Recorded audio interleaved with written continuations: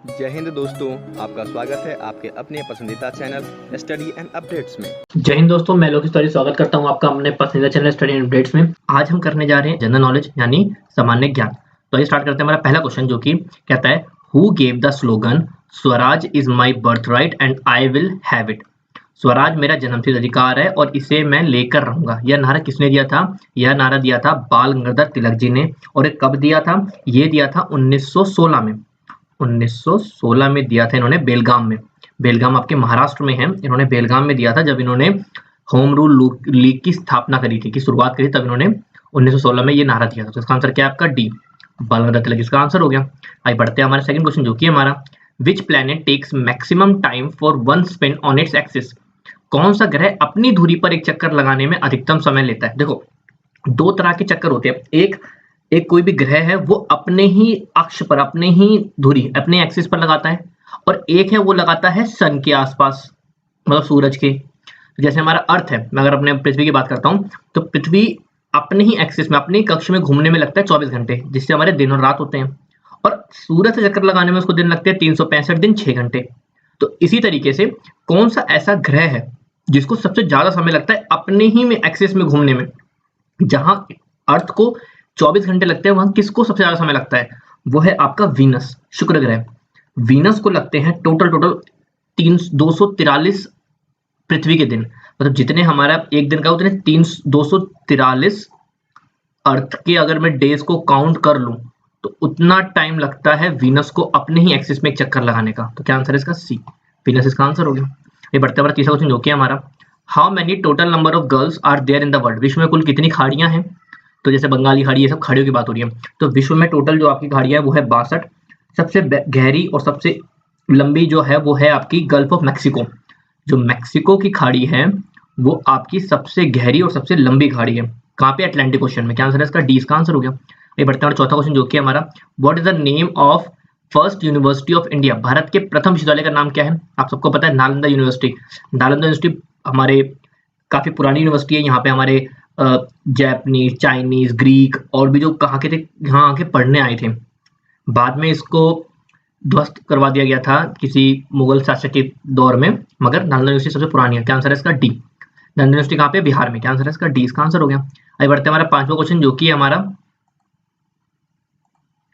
कि हमारा the archaeological survey of India was established in. भारतीय पुरातत्व सर्वेक्षण की स्थापना की गई थी कब? ये करी गई थी आपके 1861 में। हमारा भारत आजाद होने से पहले इसकी स्थापना कर दी गई थी। ये मिनिस्ट्री ऑफ कल्चर के अंडर में आती है। मिनिस्ट्री ऑफ, ये पता होना चाहिए कौन सी मिनिस्ट्री के अंदर में आती है, पूछ लेते हैं। मिनिस्ट्री ऑफ कल्चर के अंडर में आती है। 1861 में इसकी स्थापना करी गई थी। इसका हेडक्वार्टर नई दिल्ली में है। क्या आंसर है इसका? बीपी इसका आंसर हो गया। आइए बढ़ते हैं छठा क्वेश्चन जो कि हमारा how many languages are there on Indian currency. भारतीय मुद्रा में कितनी भाषाएं हैं? अगर मैं अपना एक कोई भी 10 रुपए का नोट निकालता हूं तो उसमें कितनी भाषाओं में लिखा हुआ है? तो वो है टोटल आपकी 17 भाषाएं। नोट के एक तरफ में सिर्फ हिंदी और इंग्लिश में लिखा होता है, और जो नोट का दूसरी तरफ होता है उसमें बाकी 15 भाषाओं में, जिसमें आपकी असमी, बंगाली, कन्नड़, कश्मीरी, मराठी, गुजराती और भी 15 भाषाओं में लिखा होता है। ठीक है, तो इसका आंसर क्या है इसका? सी, सी इसका आंसर हो गया। आइए बढ़ते हैं हमारा सातवां क्वेश्चन जो कि हमारा what is the full form of wifi. Wifi का पूर्ण रूप क्या है? वाईफाई का होता है वायरलेस फाइडेलिटी। वायरलेस फाइडेलिटी, इसीलिए आप अपने घर में देखते हो हमारे कनेक्शन लगे हुए हैं, हम नेट चला पाते हैं वाईफाई के थ्रू, तो उसी को वायरलेस फाइडेलिटी बोलते हैं। तो सी इसका आंसर हो गया। आइए बढ़ते हैं हमारा आठवां क्वेश्चन जो कि हमारा which one of the following sites is associated with Ashoka pillar. निम्नलिखित में से कौन सा स्थल अशोक स्तंभ से संबंधित है? तो वो है आपका सांची। जो सांची है, सांची स्तूपा, वो आपके अशोका पिलर से संबंधित है। तो क्या आंसर है इसका? ए, इसका आंसर हो गया। आइए बढ़ते हैं नौवां क्वेश्चन जो कि हमारा free style words related to. Free style शब्द किससे संबंधित है? तो फ्री स्टाइल स्विमिंग से संबंधित है। वैसे और भी गेम है, जैसे कि बॉक्सिंग से भी फ्री स्टाइल होता है। फ्री स्टाइल में क्या होता है? फ्री स्टाइल में आप कंपटीटर को बोल देते हो कि आपको जो मेथड यूज करना है, आप अपना मेथड यूज करते हो, अपना फ्री होके, मतलब अपने तरीके से आप अपना पार्टिसिपेशन कर सकते हो। तो क्या आंसर है इसका? डी, स्विमिंग इसका आंसर हो गया। आइए बढ़ते हैं हमारा 10वां क्वेश्चन जो कि हमारा the biggest statue of Jesus Christ is located in. ईसा मसीह की सबसे बड़ी मूर्ति कहाँ स्थित है? तो ये स्थित है आपकी ब्राजील में। ब्राजील में भी कहाँ? रियो डी जेनेरियो में। रियो डी जेनेरियो में।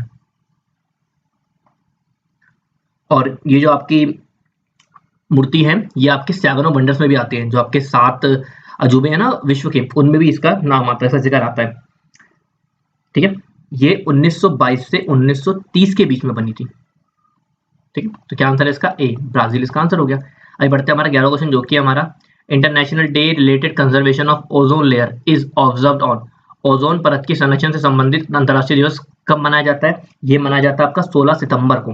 16 सितंबर को 1987 में 1987 में UNGA, United nation general assembly जो आपकी है, जैसे आपके टोटल 7 ऑर्गेनाइजेशन है यूनाइटेड नेशन की, उसमें से एक है यूएनजीए। तो मॉन्ट्रियल प्रोटोकॉल चल रहा था, उसमें इन्होंने इस डे को ओजोन कंजर्वेशन डे के नाम पे रखा था। तो क्या आंसर है इसका? ए, इसका आंसर हो गया। अभी बढ़ते हैं हमारा 12वां क्वेश्चन जो कि हमारा which is not an environmental friendly mode of producing electricity. बिजली उत्पादन का पर्यावरण अनुकूल तरीका कौन सा नहीं है? इनमें से ऐसा कौन सा तरीका है जिससे हमें बिजली उत्पन्न नहीं करनी चाहिए? तो वह है थर्मल पावर, ऊष्मा विद्युत। थर्मल पावर में क्या होता है, हम कोयले को जलाते हैं बिजली बनाने के लिए। अभी जो हमारे घरों में बिजली आ रही है वो कोयले को जल के आ रही है। हमारे घर के आसपास न्यूक्लियर थर्मल पावर प्लांट होंगे जहाँ पे कोयला जल रहा है और बिजली आ रही है, तो ये सही नहीं है क्योंकि ये पॉल्यूशन बहुत करता है। तो क्या आंसर है इसका? ए, इसका आंसर हो गया। अभी बढ़ते हमारा 13वां क्वेश्चन जो कि हमारा statue of lord Bahubali, religious guru of Jains, is also known by the name of. भगवान बाहुबली जैनों के धर्म गुरु की मूर्ति को किस नाम से जाना जाता है? Statue of Gomateshwara. गोमतेश्वर की मूर्ति के नाम से इनको जाना जाता है। 12वीं सेंचुरी में ग्रेनाइट स्टैच्यू बनवाया गया था जो कम से कम 50 मीटर ऊंचा है श्रवणगुद्दा में। ठीक है, और जो जैन वगैरह है वो यहाँ पे जाते हैं, दर्शन भी करते हैं। तो क्या आंसर है इसका? ए, इसका आंसर हो गया। आगे बढ़ता है 14वां क्वेश्चन जो कि हमारा the headquarter of NASA is at. NASA का मुख्यालय कहाँ है? सबसे नासा, नासा क्या है? नासा है आपका national aeronautics and space administration. जैसे हमारे भारत का इसरो है ना, इंडियन स्पेस रिसर्च ऑर्गेनाइजेशन, ऐसे ही यूएस का नासा है जिसमें वो अपनी मतलब क्या उनको स्पेस में भेजना है, कोई स्पेस क्राफ्ट भेजना है, कोई सैटेलाइट भेजनी है, तो वो सब नासा के थ्रू करते हैं, उनका स्पेस ऑर्गेनाइजेशन है। तो ये कहाँ पे है? ये है आपका वॉशिंगटन डीसी में। वॉशिंगटन डीसी में इसका हेडक्वार्टर है। इसकी स्थापना हुई थी 1 अक्टूबर 1958 में। तो क्या आंसर है इसका? बी, इसका आंसर हो गया। नहीं बढ़ते हैं हमारा 15वां क्वेश्चन जो कि हमारा zero milestone is located in which city of India. Zero milestone Bharat के किस शहर में स्थित है? ये स्थित है आपके नागपुर में। ये क्या है? ये एक मॉन्यूमेंट है जो ब्रिटिश के टाइम पे बनवाया गया था, जब वो ग्रेट ट्रिग्नोमेट्रिक सर्वे कर रहे थे तब उन्होंने बनवाया था 1907 में। ठीक है, तो ये एक जियोग्राफिकल सेंटर है हमारे इंडिया का, जीरो माइलस्टोन। ठीक है, तो क्या आंसर है इसका? बी, नागपुर इसका आंसर हो गया। तो आपसे मिलते हैं अगली वीडियो में, तब तक के लिए मॉक टेस्ट लगाते रहिए। पीडीएफ के लिए हमारे मोबाइल नंबर 7979994609 पर कॉन्टैक्ट करें। जय हिंद, जय भारत, नमस्ते।